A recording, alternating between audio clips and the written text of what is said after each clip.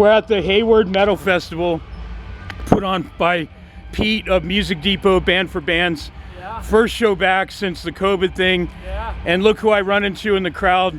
We had Will Carroll from Death Angel, Craig Lucero, all these great bands. We're seeing Frolic, Hemlock, Potential Threats on stage now. And I run into Jeremy Von Epp.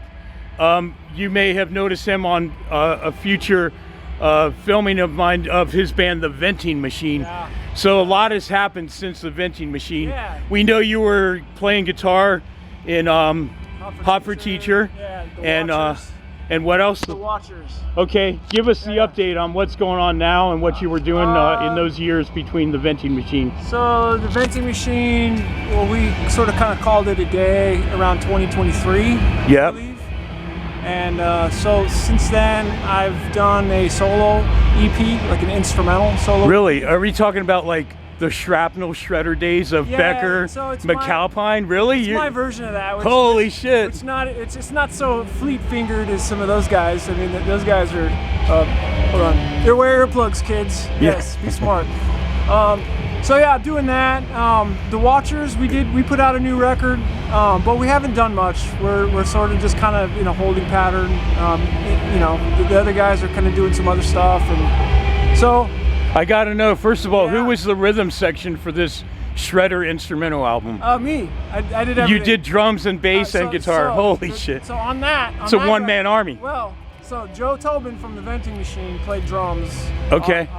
It was actually supposed to be a new Venting Machine record, and that sort of kind of fizzed away, and the songs were strong, and I worked real hard on that, and so I retooled everything for them to be instrumentals.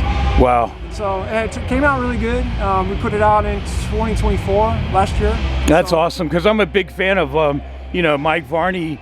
I'm a wannabe guitar player in another lifetime, but to hear Jason Becker, those guys are gods, man, shred gods. Dude, for real, like all that was a great scene back then. Dude, this man to play guitar the way he does has to be a fan of Mike Varney and the Shrapnel guys back in the day, right? I've actually met Varney. Vinnie Moore. I mean, the list goes on, Those guys are great, man.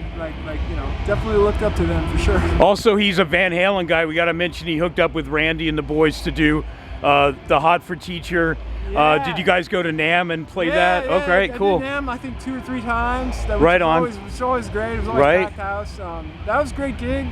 Randy moved to the East Coast, so we're not playing as often, but we will still play once or twice a year, but it's pretty inactive.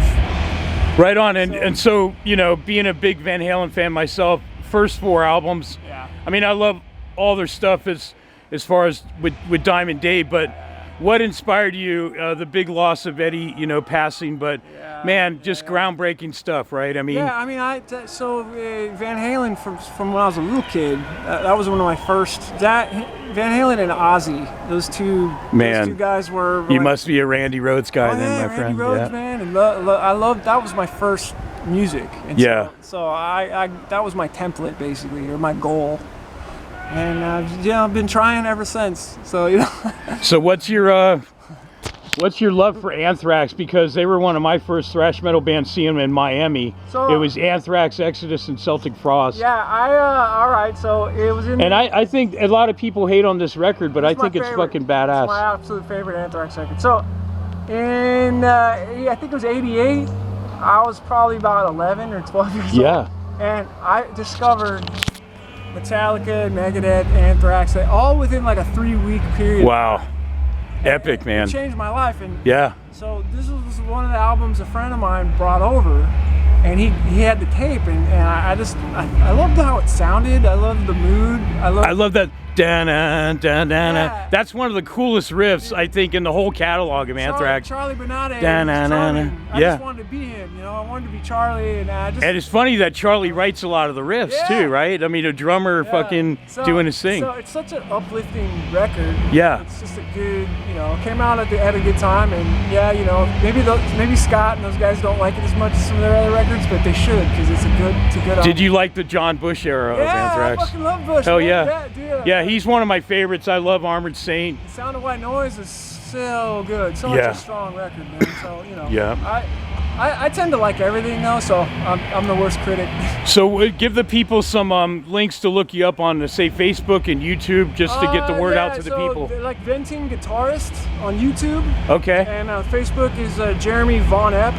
And you know, I don't accept every single friend request, but I'm there, and I'm lurking around, you know. Right on. What else you got going on besides the Watchers is your current project? I have another like death metal, thrash metal record that's in the works. Right on. I just found a vocalist, so we're starting to sort of kind of work on some of the songs. That's mostly done actually, so I'm excited about that. I got a few other little things here and there. I might do some fill-in work or some stuff like that. But I know a lot of people on the scene are familiar with you, the guys in Forbidden. I mean, we're in good company. We got our boys in Death Angel here and Violence. I mean, Barrier of thrash metal and Testament all the way. Those guys for sure. Yeah. So thank you for your time, Jeremy. And thank you, dude, I always respected you as one hell of a fucking player. Thank you. And obviously a great songwriter. And I'll be looking forward to promoting you and everything you do, man, in the near future, brother. Thank you for your time. Thank you, man. Thank you.